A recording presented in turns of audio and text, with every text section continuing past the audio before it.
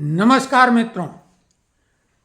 राजनीति की भी कुछ वो जानकारियां जो चर्चा में तो हैं, लेकिन उनका साइड इफेक्ट क्या होने वाला है, क्या हो चुका है, वो अन्य जो न्यूज़ के माध्यम है, चाहे समाचार पत्र हो या न्यूज़ चैनल हो, थोड़ा अलग हटके कुछ जानकारी आपको दे रहे हैं। और इससे पहले भी जो भी राजनीतिक विषय पर हमने वीडियो अपलोड किए हैं, अगर आप उनको जाके देखेंगे तो किसी भी बड़े से बड़े न्यूज़ चैनल से अगर आप कंपैरिजन करेंगे या समाचार पत्र से, तो आप स्वतः ये मान लेंगे कि हमारा विश्लेषण, हमारा आकलन, हमारा अनुमान उनसे कहीं बेहतर है। हालांकि राजनीति एक ऐसा विषय है कि ऊंट किस करवट बैठेगा ये कोई नहीं गारंटी से बता सकता है, लेकिन जो अनुमान व्यक्त किए जाते हैं, चाहे वो ज्योतिषियों के द्वारा हो या राजनीतिज्ञ विशेषज्ञों या पत्रकारों के द्वारा, तो अभी तक तो हमारा ट्रैक रिकॉर्ड कई पत्रकारों और ज्योतिषियों से बेहतर रहा है। तो अभी हम बात कर रहे हैं दिल्ली की, और दिल्ली में अरविंद केजरीवाल ने एक नई किस्म की राजनीति शुरू की थी। बहुत बड़े बड़े दावे और वायदे के साथ दिल्ली उन्होंने कब्जाई। कहाँ आम आदमी बन के वो आए थे, लेकिन बाद में उन्होंने खुद अपने को दिल्ली का मालिक घोषित कर दिया। और कभी भी जो उन पे आरोप लगे अराजकतावादी या आतंकवादियों के समर्थक का, उन्होंने उन्हें कभी नहीं नकारा, उन्होंने बल्कि स्वीकारा और कट्टर शब्द जोड़ा। जबकि excess of everything is bad, पढ़े लिखे लोग वो हैं, जानना चाहिए कि अति सर्वत्र वर्जित, और उनके हर मामले में अति शब्द लगा होता है, यानी excess of everything is bad, तो वो बैड यानी बुरे साबित हो चुके हैं। और एक ऐसी गजब की पार्टी जिसमें लगभग पूरा मंत्रिमंडल जेल की यात्रा कर चुका है या गंभीर आरोप लग के वो बाहर हो गए हैं। सभी मंत्री, कोई भी, केवल गोपाल जी बचे हुए हैं और वो उन पे भी आरोप तो लगे हैं, लेकिन वो भर बच गए, बाकी सारे निपट गए। तो आपको हम वो सिलसिला बता दें कि अभी जो हम चर्चा करने जा रहे हैं वो अवध ओझा, जो कि एक यूट्यूबर हैं, प्रसिद्ध यूट्यूबर हैं।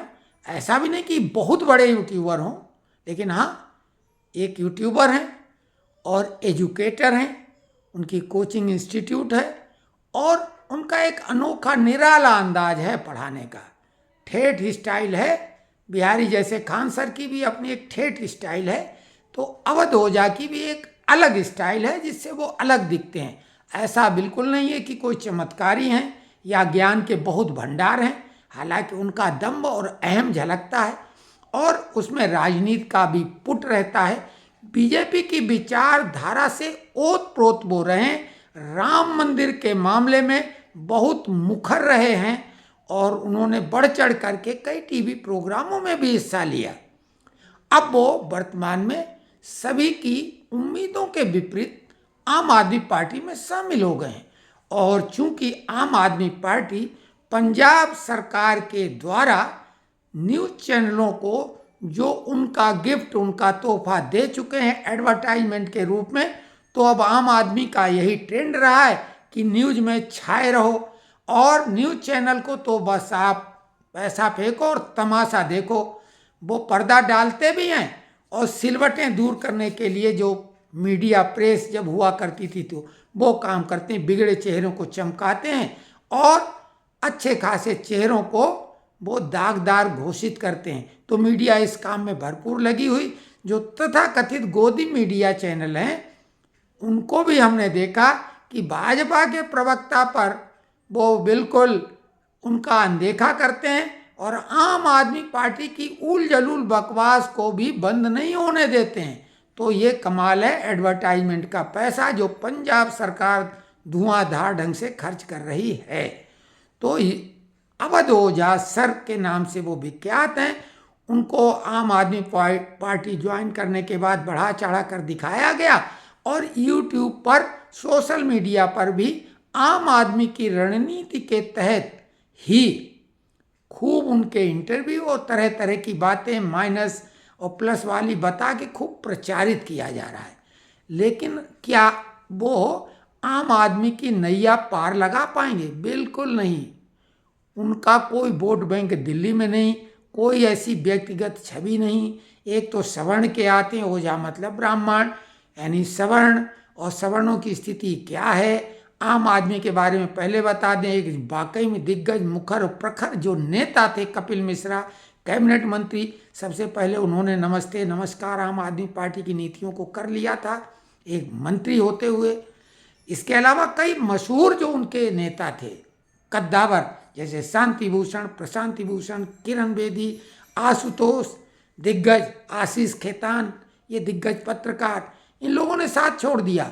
फिर अश्विनी उपाध्याय जो धूम मचाए हुए हैं, बड़े वकील, वो आम आदमी पार्टी में ही आए थे अन्ना हजारे की तरह। कुमार विश्वास जो अंतर्राष्ट्रीय स्तर पर ख्याति लब्ध हैं, उन्होंने भी साथ छोड़ा। ये बड़े बड़े दिग्गजों ने तो साथ छोड़ा ही, लेकिन कैबिनेट मंत्रियों की बात कर लें अगर, तो कैलाश गहलोत ने भी साथ छोड़ा, राजकुमार आनंद ने उससे पहले ये मंत्री थे, उन्होंने साथ छोड़ा, राजेंद्र पाल गौतम मंत्री थे, उन्होंने भी साथ छोड़ा, और हमने जैसा बताया कपिल मिश्रा ने बहुत सबसे पहले छोड़ा था, जो कि मंत्री थे।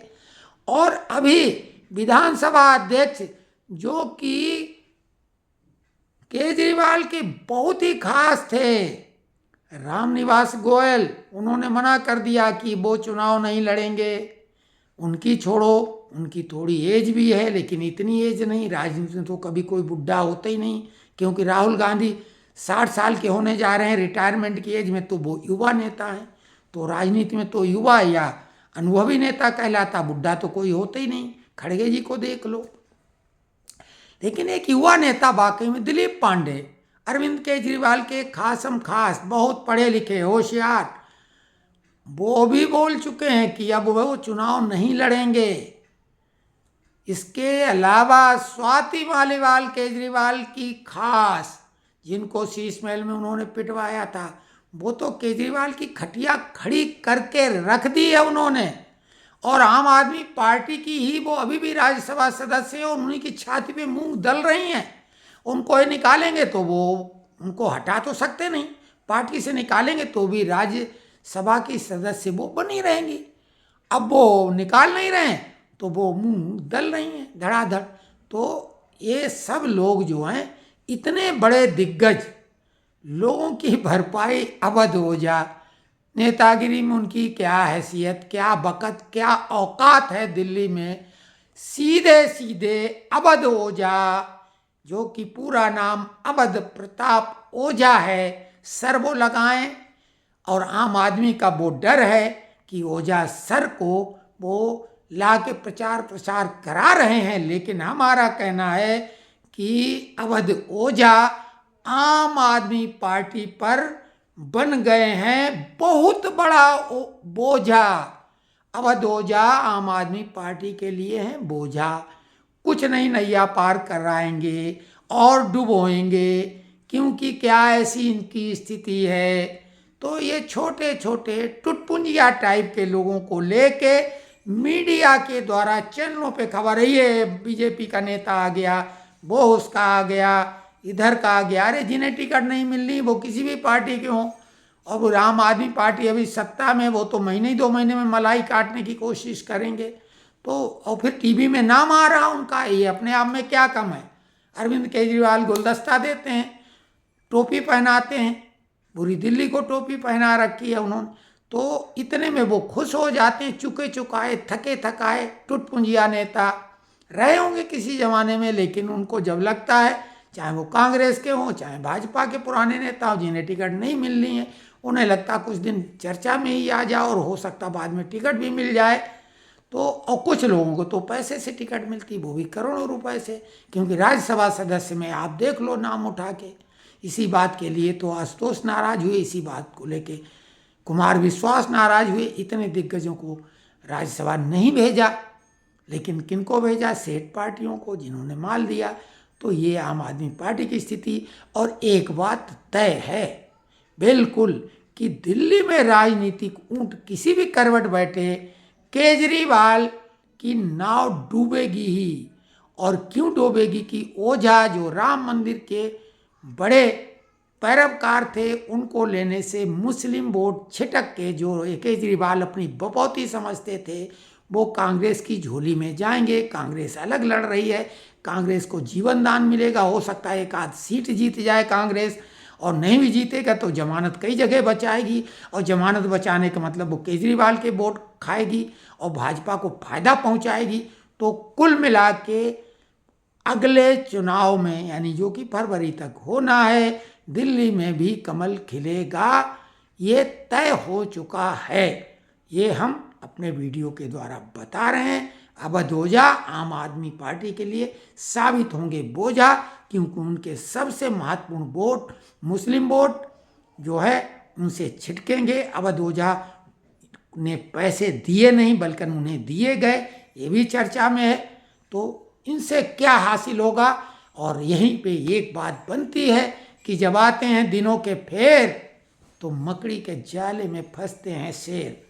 तो इनका टाइम वही है कि अब तो इनके लिए कि चार हाथी, वो क्या, एक हाथी जा रहा था मकड़ी के जाले के देख के डरा, वो वाला जो कविता है बच्चों वाली, कि एक हाथी झूम के चला, हाथी के जाले को देख के डरा। तो वो जाले में ये शेर फंसने वाला है, जो कि अपने को शेर मानता है, और ये शेर अब ढेर